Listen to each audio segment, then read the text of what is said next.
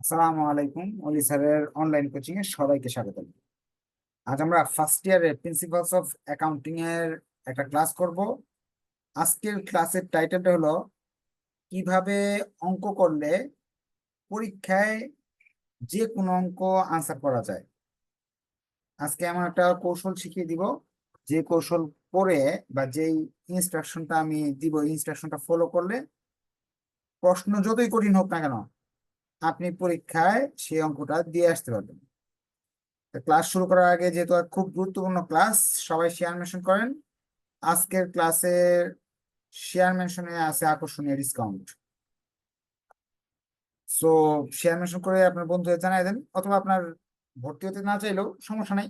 ভর্তি হলে তো আপনি বইয়ের এ টু জেড শিখতে পারবেন। আমার কাছে এখনো যে সময় আছে, এই সময় আমি আপনাদের বইয়ের এ টু জেড শিখিয়ে দিব, কারণ এগুলো সব ভিডিও আছে। ধরেন আমি চ্যাপ্টার, এখানে এতগুলো চ্যাপ্টার মাঝে আমি করাচ্ছি হলো চ্যাপ্টার 6, কারণ চ্যাপ্টার 6 থেকে বেশি অঙ্ক আসে এবং সহজ। আপনি বাসায় বসে বসে অন্যগুলো করে করেও আপনার পরীক্ষার প্রস্তুতি নিতে পারবেন।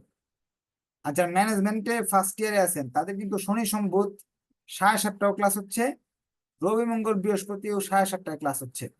অর্থাৎ সপ্তাহে 6 দিনে ক্লাস করাচ্ছি, যাতে বইটা তাড়াতাড়ি শেষ হয়ে যায়। যারা ম্যানেজমেন্ট ডিপার্টমেন্টে আছেন তারা কিন্তু চ্যাপ্টার 8.3, যেখান থেকে প্রতি বছর একটা কোয়েশ্চেন আসে, এটা করাচ্ছি রবি মঙ্গল বৃহস্পতি রাত 8:30টায়, 7:30টায়। আর এখন করাচ্ছি কোনটা, চ্যাপ্টার 6। এখন ক্লাসের মাঝখানে আমি বুঝিয়ে দিব কিভাবে আপনারা কঠিন থেকে কঠিন অঙ্ক আসলেও পরীক্ষায় আনসার করতে পারবেন। আমরা আজকে কিন্তু 5 নাম্বার ক্লাস করাচ্ছি, কিন্তু আপনি যদি 4টা ক্লাস নাও করে থাকেন, তারপরও আজকের ক্লাসটা আপনি পারবেন। এই অধ্যায়ের মূল বেসিক হলো 4টা। যে চ্যাপ্টার 6 করাচ্ছি না, যে অধ্যায়টা করাচ্ছি, এটা হলো accounting system and special laser.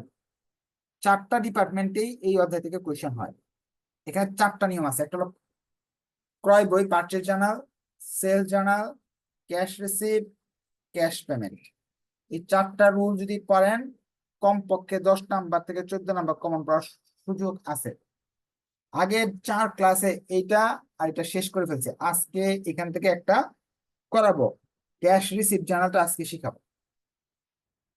শিখানোর সাথে সাথে আপনাকে একটা কৌশলও শিখিয়ে দিব, যে কৌশল ফলো করলে আপনি বইয়ের যে কোনো অঙ্ক পারবেন।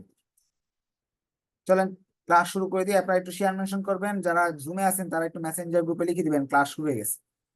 আর একমাত্র আমার কাছে পড়লে এখন মেইন বইয়ের এ টু জেড শেখা সম্ভব, কারণ ভিডিও আছে। আমি জুমে যতটুকু করাবো, ভিডিও দেখে হচ্ছে 3 গুণ গতিতে আপনি আগাতে পারবেন।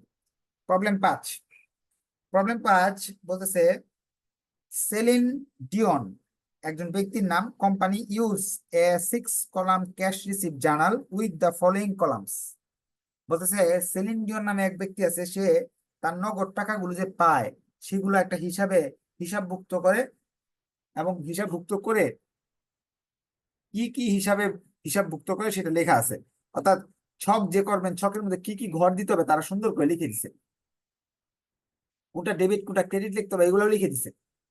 প্রশ্ন হচ্ছে, cash receive transaction for the month July 2017।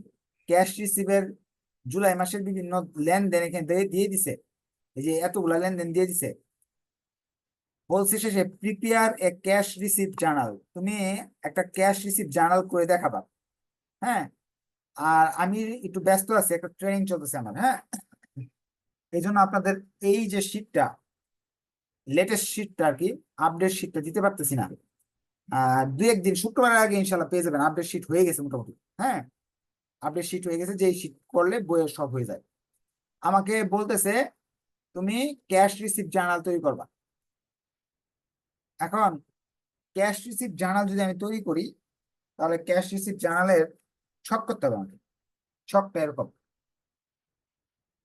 আরেকটা মজার বিষয়, 1 বছর যদি ক্যাশ রিসিভ জার্নাল আসে, আরেক বছর ক্যাশ পেমেন্ট জার্নাল আসে, দুইটার মাঝে একটা আসে। একটা ঘর হবে ডেট, আর একটা ঘর হবে অ্যাকাউন্ট ক্রেডিটেড, তারপরে ঘরটা হবে রেফারেন্স, এরপরে কি কি ঘর হবে তারা প্রশ্নে বলেছে, আর এরপরে বলছে তুমি 6টা ঘর করতে হবে তোমার, এটা বলেছে প্রশ্ন যে এরকম 6টা ঘর করতে হবে। 1 2 3 4 5 6টা এই ঘরগুলা প্রশ্নেই বলা আছে, আপনার মুখস্থ করার দরকার নেই। প্রশ্নে বলে দিছে ডেবিট হবে 2টা, ক্রেডিট হবে 3টা। আমি আমি প্রশ্নটা আবার দেখাবো আপনাদের। ক্যাশ লিখতে হবে প্রথমটা, পরেরটা লিখতে হবে সেলস ডিসকাউন্ট, পরেরটা লিখতে হবে অ্যাকাউন্ট রিসিভেবল, এরপরটা লিখতে হবে আপনার সেলস, এরপরটা লিখতে হবে আদার অ্যাকাউন্ট, এরপরটা লিখতে হবে cost of goods sold, cost of goods sold debit, merchandise inventory credit. আচ্ছা এই ঘরগুলো কয়টা হবে, কি হবে না হবে সেটা আমি আপনাকে ক্লাসেই ব্যাখ্যা করে দিব, আপনার মুখস্থ করতে হবে না, করতে করতে মুখস্থ হয়ে যাবে। আর আমি কেন হচ্ছে সেটার ব্যাখ্যাটাও করে দিব।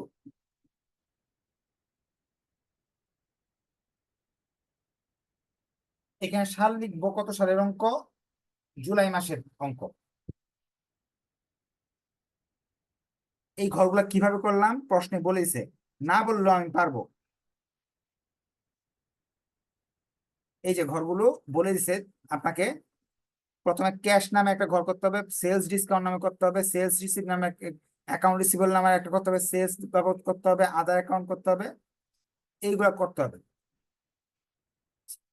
বিক্রি করলে বাইরে একটা করতে হয় কস্ট অফ গুডস সোল্ড এবং মার্চেন্ডাইজ ইনভেন্টরি, এই ঘরগুলো করতে হবে। এই ঘরগুলো কেন করছি, কেন করার কারণটা ক্যাশ রিসিভ, টাকা পাওয়া, টাকা পাওয়া গেলে, টাকা পাওয়া গেলে এই ঘরে বসাতে হবে, টাকা পাইলে কোন ঘরে, এই ঘরে। কেন পাইতে পারি টাকা, সাধারণত মাল বিক্রি করলে টাকা পাওয়া যায়, আর মানুষ দেনাদার বাকিতে নিয়ে গেছে যারা, তাদের কাছে টাকা পাওয়া যায়, এই দুইটা কারণে টাকা পাওয়া যায়। এছাড়া অন্যান্য কারণেও টাকা পাওয়া যেতে পারে, যেমন সুদ পেতে পারেন, ভাড়া পেতে পারেন, কমিশন পেতে পারেন। হ্যাঁ, এই জন্য অন্যান্য কারণেও টাকা আসতে পারে।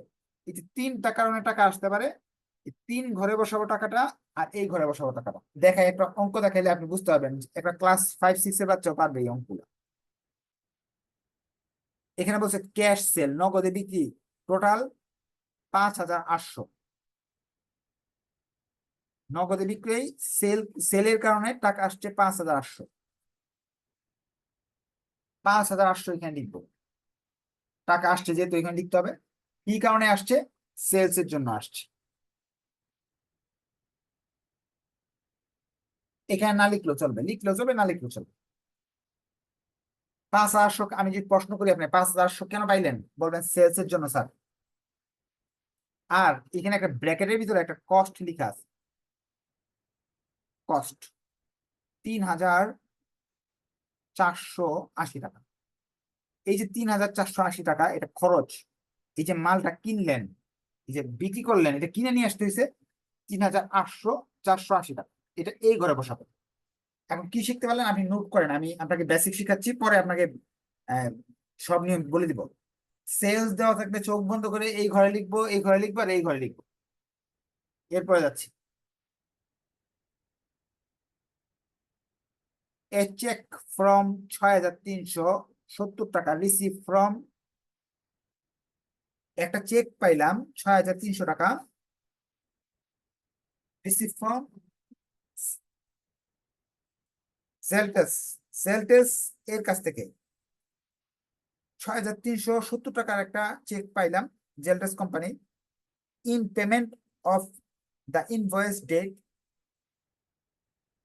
জুন 26 অফ টাকা 6,500 টার্ম 2 10 and 30। এটার ব্যাখ্যাটা আমি আগে বলি কি বলছে। এক লোকের কাছে আমি বিক্রি করছিলাম 6,500 টাকার মাল, ওরে বলে দিছিলাম তুমি যদি 10 দিনের মধ্যে টাকা দাও তাহলে তোমাকে কম দিব, 2% মাফ করে দিব। 26 তারিখে বিক্রি করছিলাম, 5 তারিখ অর্থাৎ 10 দিনের মাঝে সে টাকাটা দিয়ে দিছে, সে কম দিছে, এই জন্য 2% কম দিয়ে দিছে। এখন এত গভীরে ঢুকার দরকার নাই আপনার, আমি যেটা বলি শর্টকাট, জুলাই হলো 5, জুলাই 5-এ সেলটেজের কাছ থেকে নাম লিখলাম, এখানে এই লোকের নাম দেওয়া থাকলে নামগুলো এখানে লিখবো। সেলটেজের কাছ থেকে পাইলাম আমি মাত্র 6,370 টাকা, তার কাছে পাইতাম 6,500 টাকা। এই দুইটা তফাৎ হলো বাট্টা, এখানে বাট্টা লিখে দিলাম। তাহলে আমি 2 নাম্বার রুল, 1 নাম্বার রুলে শিখে গেলাম সেলস হলে 3টা ঘরে বসাইতে হবে। 2 নাম্বার রুল বাংলায় লিখে রাখেন, যদি কোনো ব্যক্তির কাছ থেকে টাকা পাওয়া যায় অ্যাকাউন্ট রিসিভেবল ঘরে বসাতে হবে, আর বড় টাকাটা এখানে বসাবো, ছোটটা এখানে বসাবো, দুইটা তফাৎ এখানে বসাবো। এটা ব্যাখ্যা আমি করবো, আগে আপনাদের শর্টকাট কৌশল শিখাচ্ছি, ব্যাখ্যা আমি করবো পরে। 9 তারিখ, এডিশনাল ইনভেস্টমেন্ট, অতিরিক্ত মূলধন 5,000 টাকা ইন ক্যাশ। আমি 5,000 টাকা অতিরিক্ত মূলধন ব্যবসায় বিনিয়োগ করলাম। Is made in business by selling ডিয়ন দা প্রপারেটর, অর্থাৎ মালিক যে আছে সেলিন ডিয়ন, ওই লোক 5,000 টাকা ব্যবসায় অতিরিক্ত মূলধন দিছে। তাহলে টাকা আসছে, টাকা আসলে তো এই ঘরে লিখতে হবে, এটা মাফ নাই। তারিখ হলো আপনার 9 তারিখ, ক্যাপিটাল বা টাকাটা আসছে আমার। এখন টাকা আসে, দেনাদার বাবদ আসলে এখানে লিখতে হয়, সেলস বাবদ আসলে এখানে লিখতে হয়। এইবার তো এই দুইটা মাঝে আসে নাই, অন্য কারণে টাকা আসছে, সো এখানে লিখতে হবে। 3টা রুলেই এই চ্যাপ্টারের এই অঙ্ক শেষ। 1 নাম্বার রুল, সেলস হলে এই 3 ঘরে লিখবেন, অ্যাকাউন্ট রিসিভারের কাছ থেকে পাইলে এই 3 ঘরে লিখবেন, আর যদি অন্য কোনো কারণে টাকা পান এই ঘরে আর এই ঘরে লিখবেন। এই 3টা রুলের মাধ্যমে আমি দেখেন বাকি অঙ্কগুলো কিভাবে করাই। 3টা রুল কি আপনি বুঝতে পারছেন? বুঝতে পারলে একটু কষ্ট করে ওকে লেখেন, না হলে বলেন স্যার বুঝিনি, আবার বলবো। 10 তারিখ বলছে সেলস বিক্রি করছি 12,519 টাকা, কস্ট 7,511। আমি রুল মুখস্থ করছি, স্যারে বলছে আমাকে যদি সেলস করা হয় তাহলে এখানে লিখতে হবে 12,519 টাকা, এই জায়গায় লিখতে হবে 12,519 টাকা, এই জায়গায় লিখতে হবে ছোটটা 7,511 টাকা। এটা কোথায় পাইছি আমি? এই যে 3 নাম্বারে বলছিলাম সেলস হইলে এই ঘর, ক্যাশের ঘর এই ঘরে আর এই ঘরে। তো এইবার কি করলাম, চোখ বন্ধ করে ক্যাশের ঘরে আর এই ঘরে লিখলাম, সেলস এর ঘর। আর সেলস হলে কি কি করবো, এই ঘর এই ঘর এই ঘর 3টা করে লিখবো, যেমন এখানে লিখছিলাম এখানে সেম লিখলাম। এখন কারণটা একটু ব্যাখ্যা করি। টাকা পাইলে পকেটে টাকা আসে, এই জন্য এই ঘরে লিখবেন। এখন কেন টাকা পাইলেন যে আমি জিজ্ঞেস করি, তখন আমি বলবেন সেলস এর জন্য, ওই যে সেলস এর ঘরে টাকা লিখে রাখছে, এই জন্য এই ঘরে লিখবো। আর এই যে জিনিসটা বিক্রি করছে কত টাকা খরচ হয়েছে সেটা এই ঘরে লিখে রাখছি। এখন যদি আপনি বেসিক না বুঝেন তাহলে শিখবেন কি, সেলস করলে এই ঘর এই ঘর আর এই ঘরে হবে সব সময় টাকা। আচ্ছা, এখন বুঝতে পারলে একটু কষ্ট করে ওকে লেখেন, না বুঝতে বললেন স্যার এই লাইনটা বুঝি না, হ্যান্ড রাইজ করলে আরেকবার বুঝাই দিব। পরীক্ষা হলে কিন্তু এরকম অঙ্ক আসবে, আমি দেখাচ্ছি আপনার, অঙ্কটা শেষ করে পরে দেখাবো। এ চেক অফ 7,275 received from আর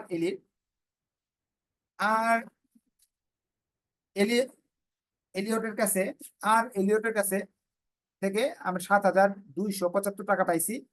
এটার চেকের মূল টাকা ছিল 7,500। জুলাই এত তারিখে এই সেই ট্রাম টুম দিয়ে রাখছে, আমার দরকার নেই এইসব চিন্তা করার। স্যার শিখিয়ে দিছে এই ছোট টাকাটা ক্যাশে লিখতে হবে, বড়টা লিখতে হবে অ্যাকাউন্ট রিসিভেবলে, আর ছোটটা লিখতে হবে হলো ক্যাশে। এখানে লোকের নাম লিখবো, আর যে নামই লেখা আছে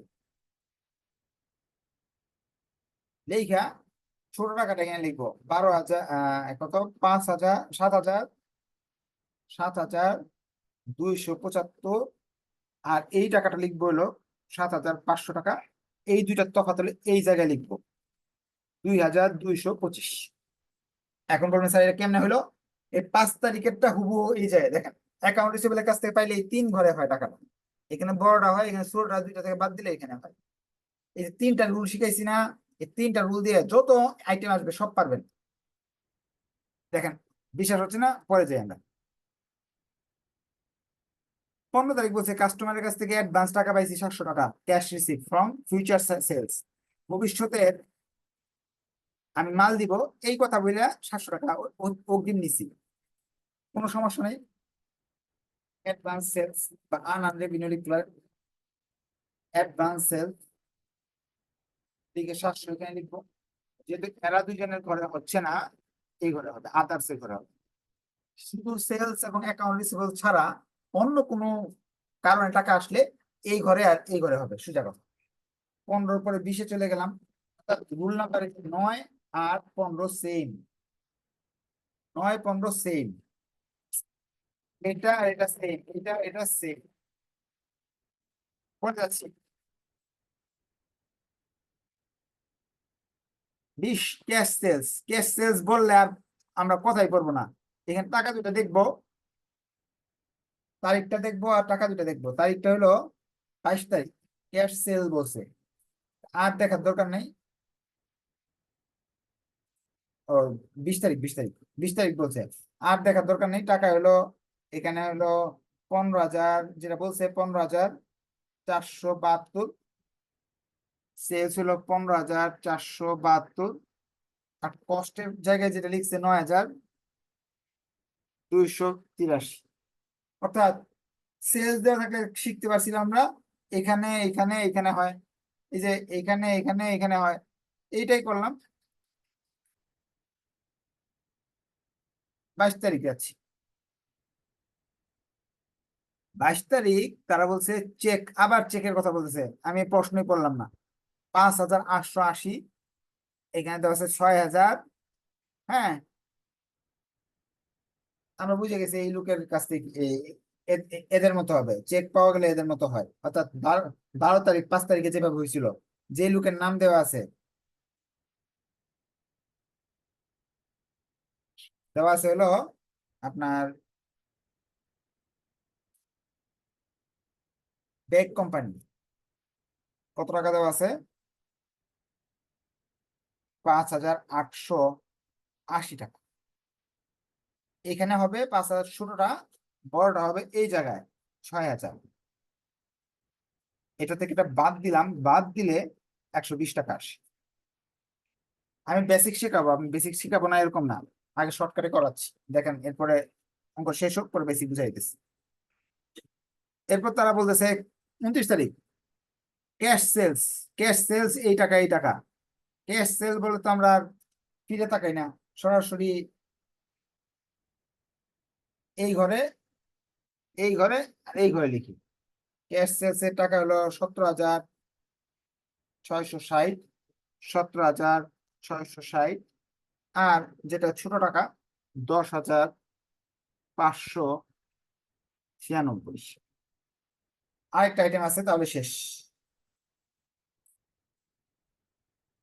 last item, cash of 200 receive on interest earn July. সুদের কারণে 200 টাকা পাইছি। সুদের কারণে যদি 200 টাকা পেয়ে থাকেন, ইন্টারেস্ট লিখবেন এখানে, 200 এখানে লিখবেন, আদার্স এর ঘরে লিখবেন। 3টা রুল শিখাইছিলাম আপনাকে। এক, সেলস থাকলে এই ঘরে এই ঘরে এই ঘরে হয়, কারো কাছে টাকা পাওয়া গেলে এই ঘরে এই ঘরে এই ঘরে হয়। অন্য কিছু বলা থাকলে এরা দুজন বাদে যা ইচ্ছা তা লেখা থাকলে এই ঘরে আর এই ঘরে হয়। এই 3টা রুল দিয়ে সম্পূর্ণ অঙ্কটা আমি করছি। প্রথমটা আমি বুঝাই দিছি, বিক্রি করলে, বিক্রয় করলে টাকা পকেটে আসে, টাকার ঘরে লিখলাম।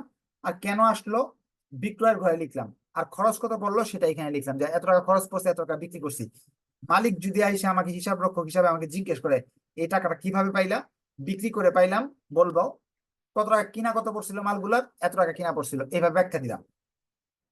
5 তারিখে দেনাদারের কাছে জিজ্ঞেস করে মালিক বলে যদি 6,370 কোথায় পাইলাম, বলবেন আমি এত 6 তারিখে এই লোকের 26 তারিখে 6,500 টাকার মাল বিক্রি করছি। যখন বিক্রি করছিলাম তখন বলেছিলাম এই 6,500 টাকার 2% ডিসকাউন্ট দিব, অর্থাৎ 130 টাকা ডিসকাউন্ট দিব। আমি বিক্রির সময় বলে দিছিলাম। এখন এই 130 টাকা 2% ডিসকাউন্ট এইভাবেও বের করা যায়, এটা থেকে এটা বাদ দিলেও বের করা যায়। আমি আপনাকে সহজ করে শিখেছি যাতে আপনি মনে রাখতে পারেন। এবং মালিক যদি জিজ্ঞেস করে এই টাকা কোথা থেকে আসলো, তখন বলবেন এটা হলো এখানে লিখে আছে, বাবদ টাকাটা আসছে, এই ঘরে লিখবেন আর আদার্স এর ঘরে লিখবেন। এই 2টা আইটেম ব্যতীত অন্য কোনো কারণে টাকা আসলে আদারের ঘরে আর ক্যাশের ঘরে টাকা লিখতে হয়। এই ছিল আমাদের ছকগুলা। এখন আমরা যে করলাম, করার পর এখানে যোগফল নামাতে হবে, আমার সবগুলো যোগ নামাতে হবে। এদিকে যোগফল আমার আসতেছে, একটু নামাই দিলাম এটাকে, এটা যোগফল আসতেছে, আপনারা করেন। বুঝতে পারলে একটু কষ্ট করে ওকে লিখেন, না বুঝতে পারলে বলেন স্যার বুঝি নাই। আমি আরেকবার বোঝানোর চেষ্টা করতেছি আপনাদের। এটাকে বলে ফুট, এই জিনিসটাকে ফুট বলে। এটার যোগফল নামাবো, আমার ভুল হতে পারে, আপনারা সবাই একটু কষ্ট করে যোগটা নামান। এই টোটাল নামানোকে কি বলে? ফুট বলে। পরীক্ষা হলে বলবে কি ফুট বের করো, পরে তো আপনি করতে পারবেন না, বলবেন যে অঙ্ক করাই দিছি, ফুট বের করতে বলছে স্যার, আমি এই জন্য বের করতে পারি নাই।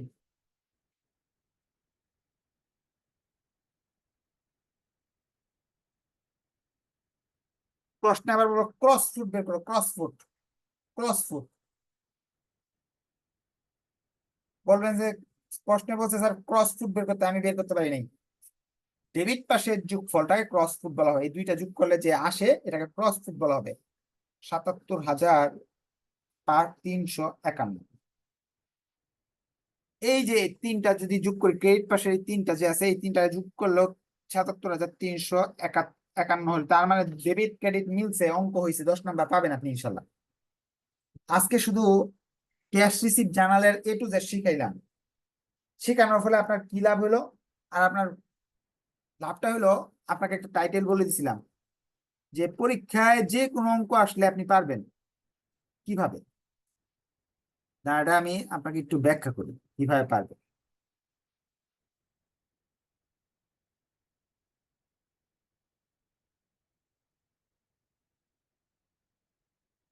আপনি আপনার মেইন বইটা নিবেন। আমি এটা কমার্স পাবলিকেশনের একটা বইয়ের কিছু ছবি দেখাচ্ছি।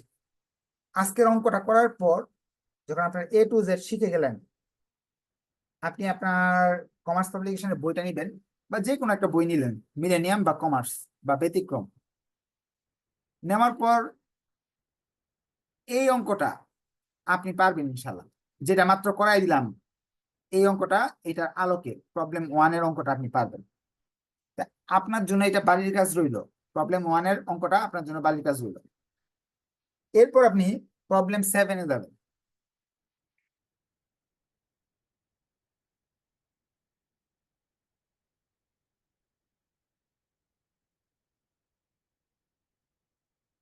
প্রবলেম 7-এ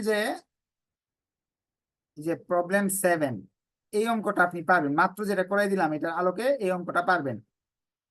প্রবলেম 7, এই যে সাইড দিয়ে কিন্তু 5 লেখা, তার মানে 5-এর মতো 5 করাই দিলে এটা পারবেন। এটা 2002 সালে আসছিল। এরপরে আপনি যাবেন প্রবলেম 9-এ। প্রবলেম 9-এ যাবেন বইয়ের, এটা পারবেন, এটা আপনার বাড়ির কাজ। এরপর আপনি যাবেন প্রবলেম 10-এ। প্রবলেম 10ও আপনি পারবেন, যেটা মাত্র করাই দিলাম, এই যে ডেবিট ক্রেডিট সেলস রিসিভ। আচ্ছা, এরপরে আপনি যাবেন প্রবলেম 14-তে।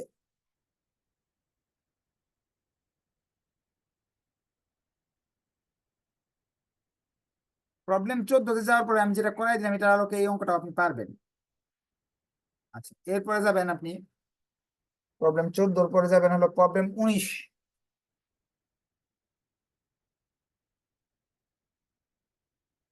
এই যে প্রবলেম 19 যেটা আছে, এটা আপনি পারবেন, ক্যাশ রিসিপ্ট জানান। এরপরে যাবেন প্রবলেম 22-এ।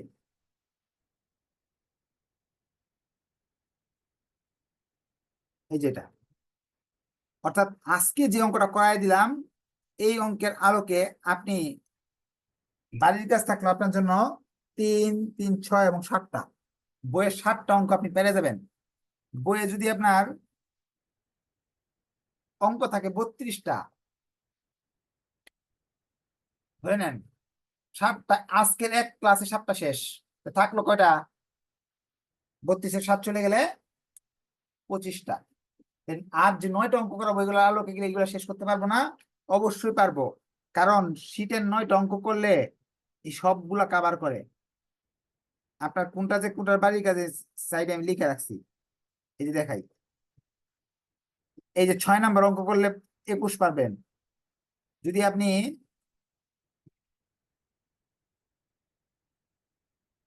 13 নম্বর অঙ্কটা করেন আর কি, সেটা 9 নাম্বার করলে 13 পারবেন। বইয়ের A to Z যদি আপনি 9টা অঙ্কের মাধ্যমে করতে পারেন, 8 নাম্বার করলে প্রবলেম 11 পারবেন। তাহলে পরীক্ষায় তো ওই বইয়ের বাইরে আর নিয়ম আসবে না, আপনার জন্য তো বানায় নিয়ম দিবে না, ঠিক না? A to Z আপনি ইনশাল্লাহ পারবেন। এই জন্য আমার কাছে পড়লে, একমাত্র আমার কাছে পড়লে বই কমপ্লিট করা সম্ভব। এখন বইটা আপনার নিজ দায়িত্ব কমপ্লিট করতে হবে, কারণ কি সময় একটু কম। আমি আপনাকে নিয়মগুলো দেখা দিব, বাসায় বসে আপনার প্র্যাকটিস করতে হবে। যদি না পারেন, এই যে আজকে যে 5টা অঙ্ক বললাম, যেগুলো না পারেন নেক্সট ক্লাসে বলবেন স্যার পারি নাই, আমি করাই দেওয়ার চেষ্টা করব। আর সাবসিডি রিলেজার গুলো আগামী ক্লাসে করাই দিব। সাবসিডি রিলেজার আপনারা পারেন, কারণ আগের 4 ক্লাসে আমি করাই দিচ্ছি। আজকে এই পর্যন্ত থাকলো। ধন্যবাদ সবাইকে। নেক্সট ক্লাসে ইনশাল্লাহ দেখা হবে। আল্লাহ হাফেজ।